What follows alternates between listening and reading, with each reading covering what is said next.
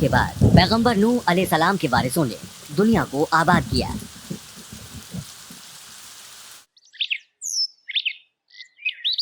पैगंबर नूह अलैहिस्सलाम के कई पोते थे, बल्कि उनके कई परपोते भी थे। इसलिए दुनिया की आबादी तेजी से बढ़ गई।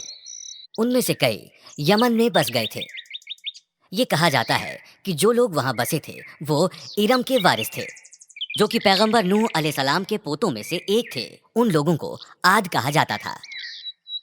ये लोग लंबे, ऊंचे और मजबूत थे और साथ ही मेहनतकश भी।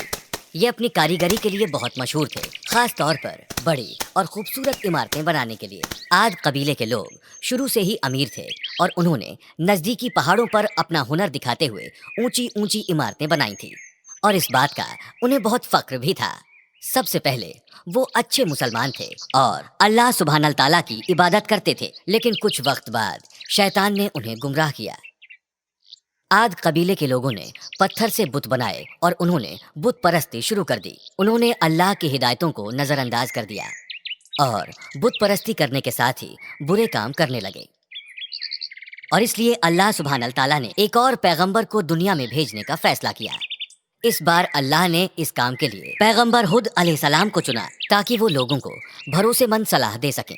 अल्लाह ने मुझे तुम्हारे लिए भेजा है, ऐसा उन्होंने उन लोगों से कहा। वही है जिसने तुम्हें सब कुछ सिखाया है, उसी ने तुम्हारे लिए ये कायनात बनाई है, तुम्हें बच्चे दिए हैं, तुम्हें जानवर अता किए हैं। तुम लोगों को बुत परस्ती बंद करनी चाहिए। अल्लाह सुब्हानल ताला बस एक है और तुम्हें उसकी हिदायतों पर अमल करना चाहिए। लेकिन लोगों ने उन पर ही इल्जाम लगाते हुए कहा कि तुम हमें सलाह देने वाले कौन होते हो, हम तुम्हारी क्यों सुने। पैगंबर ने धीरे से कहा, मुझे अल्लाह की राह दिखाने के लिए चुना गया है। मेरी बात गौर से सुनो। अगर ऐसा तुम नहीं करोगे तो मुझे डर है कि अल्लाह तुम्हें सजा देंगे। लोगों ने उनकी बात नहीं सुनी और कहा कि तुम सिर्फ एक झूठे हो, हम एक झूठे की बातों में क्यों आए। पैगंबर ने उनसे कहा, मैं झूठा नहीं हूँ। आद लोगों ने कहा, अगर तुम झूठे नहीं हो और जो कुछ तुम कह रहे हो वो सच है तो उसे साबित करो। कहो अल्लाह से कि वो हमें सजा दें। ये सुनकर पैगंबर बहुत उदास और मायूस हो गए। उन्होंने जोर देकर कहा, मैं झूठ नहीं बोल रहा, मैं अल्लाह का पैगंबर हूँ। लेकिन किसी ने उनका यकीन नहीं किया और वो चले गए। पैगंबर ने दूसरे कबीलों को भी समझाने की कोशिश की। तुम्हें क्या लगता है कि तुम्हारे ये घर हमेशा के लिए रहने वाले हैं? याद रखो, वो अल्लाह ही है जिसने हमें किस्मत दी। वही मेरा मालिक है, तुम्हारा मालिक है, और हमें उसका यकीन करना चाहिए। मैं तुम्हें पहले भी आगाह कर चुका हूँ, अगर तुम अल्लाह की राह पर नहीं चले तो वो तुम्हारी जगह दूसरों को भेजेगा। अल्लाह सब जानता है, सब सुन रहा है। लेकिन कबीले के बुजुर्गों ने भी उन्हें झूठा और फरेबी करार दिया। पैगंबर ने उन्हें फिर समझाने की कोशिश करते हुए कहा, मैं फरेबी नहीं हूँ, मैं इस कायनात के मालिक का पैगंबर हूँ। मैं तुम लोगों को उसकी रजा बता रहा हूँ और मैं पूरी ईमानदारी बरत रहा हूँ। लेकिन उन्होंने पैगंबर की बात नहीं सुनी और उनसे मुंह फेर लिया और उन्होंने बुत परस्ती जारी रखी। आद कबीले में महज कुछ लोग थे जिन्होंने पैगंबर की बातें सुनी। पैगंबर हुद अलैहिस्सलाम को एहसास हुआ कि अल्लाह जल्दी ही आद कबीले के लोगों को सजा देंगे। अल्लाह काफिरों को सजा देता है, चाहे वो कितने ही अमीर, जुल्म ढाने वाले या मकबूल हों। अगले ही कुछ दिनों में पूरे इलाके में भयंकर सूखा पड़ा। पूरे आसमान में कहीं बादल नहीं थे और सूरज रेगिस्तान को झुलसा रहा था। आद कबीले के लोग पैगंबर के पास आए और पूछा, ये सूखा क्यों? और पैगंबर ने जवाब दिया, अल्लाह तुम लोगों से बहुत नाराज है। अगर तुम लोग उस पर यकीन करते हो तो वो तुम्हें कबूल करेंगे और बारिश भेजेंगे। उन्होंने और भी ज्यादा जिद और तंज के साथ हंसते हुए उनसे कहा कि तुम एक बेवकूफ हो।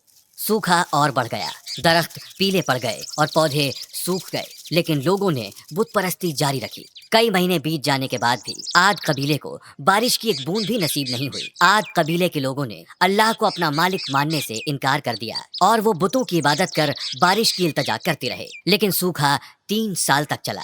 एक दिन जब पैगंबर अल्लाह सुब्हानल ताला की इबादत कर रहे थे तो अल्लाह ने उनसे कहा कि वो अपने सच्चे साथियों को इकट्ठा करें और आद कबीले को छोड़ दें। जल्दी ही एक बहुत बड़ा काला बादल आद इलाके के आसमान पर दिखाई दिया।